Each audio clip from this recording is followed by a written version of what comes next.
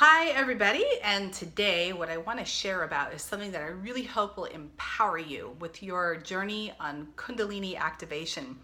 And Kundalini, because I know I have so many questions about it all the time, it's just just an evolutionary force that allows us to become more aware, sometimes even super conscious, and to allow us to become superhuman, and along with that, compassionate, kind, and more connected to our fellow human beings.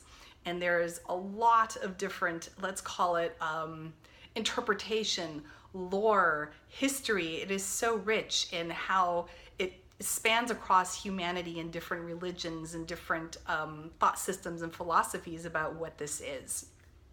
And now our times, it's so fascinating. So many people are having these Kundalini experiences, everything from, feeling electric shocks going through your body, suddenly becoming clairvoyant out of the blue, having spiritual awakenings.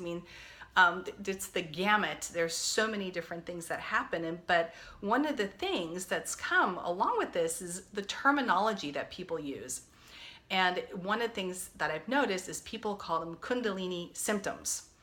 And, having studied psychology quite a bit,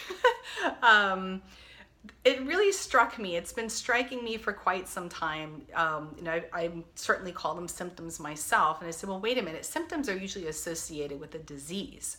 And, what we're experiencing is human evolution. Anything that brings us to greater joy and greater love and expansion is certainly, I guess, a disease that anybody would like to have, right? So it's a good thing. All these things are positive things. And so if this is where this is leading us, let's call them Kundalini indicators instead of Kundalini symptoms, because when we call it, or maybe there's another word. If someone else comes up with one, please put it in the comments. I would love to hear it. But calling it a Kundalini indicator is empowering, and how we use language to view the world and how we use language to describe our experiences. It is so powerful in how it actually shapes our experiences and what we tell ourselves. Because our own subconscious, our psychology, it is so powerful. So if we keep saying, oh my God, it's a symptom, and I feel, so disempowered today. I feel like I have electricity going through me, and I feel so emotional. I felt all these things, so I can say it. And then when I sleep at night, I can't sleep because there's this buzzing sensation, so I'm just totally tired and whipped, and it's, all these symptoms are terrible. But the truth of the matter is, what's great is now there's so many tools available to us about what to do about this. There's more and more information coming out about, let's call it Kundalini evolution or spiritual evolution, and what to do with this, as our bodies physically upgrade into a sense of greater consciousness and our greater capacity as being human. To me, it's almost like there's almost nothing esoteric about this. It is so pragmatic. It's like we connect into a much greater energetic source about what is, what's really going on here in the world, the universe. What are we doing as these energetic souls, beings in this body? And that your body actually extends beyond this physical form. It's, there's heat coming off of it, for God's sakes. There are radio waves coming off your brain, scientifically proven. Anyway, I'm on a roll with that.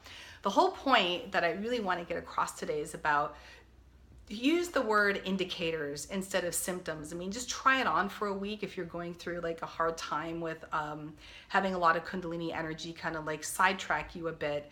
And I always recommend, if you can do some kind of yoga practice, exercise. Oh my God, it's so awesome. And if you can't exercise, actually, I had a back injury for these last 6 months. It's really took its toll. I couldn't exercise, and I discovered what really helped me is this product called CBD. It's a derivative of cannabis. It is the non-psychoactive part of cannabis that has been used for a lot of healing. And so anyway, I been using a vape pen with that, and it was phenomenal. It's like it helped so much with like the buzzing noise at night.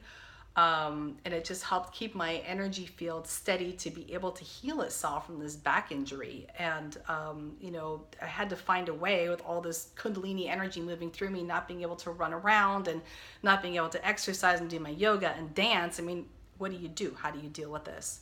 So anyway, there are so many ways to empower ourselves as we evolve spiritually, which sometimes is not comfortable in the body because it's a lot of new energy. We need to move through it, embrace it. They're just indicators. So let's empower ourselves today by calling them Kundalini Indicators. And if you've got another word, I'd love to hear it. So anyway, it's really good to be back here on YouTube.